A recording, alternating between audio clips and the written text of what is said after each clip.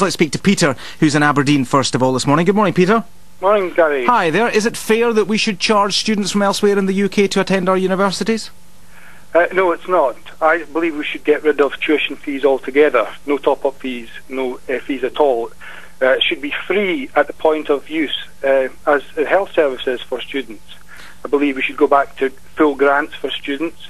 I believe education is a right, and it should be illegal to refuse entry to a person wanting to be a student, wanting to be educated. But if we have top-up fees, as they're about to start in England and Wales and Northern Ireland, then is there not the chance that students from there are likely to come here if they don't have to pay anything, and therefore squeezing Scottish students out of the system?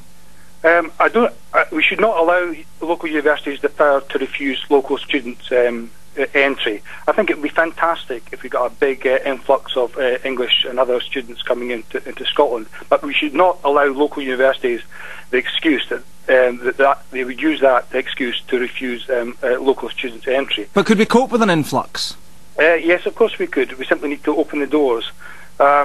Remember, our local universities are taking abusive powers to exclude outspoken students. We need to take the sort of strong measures that the American president took years ago when he sent the army in to open the doors of local universities in the south. Well, I think we're being slightly sidetracked here, Peter. I mean, on this issue of whether or not we should have top-up fees, we have principals of some universities, perhaps most notably St Andrews, who say that, excuse me, without top-up fees, we're going to have a real problem funding our higher education in the future.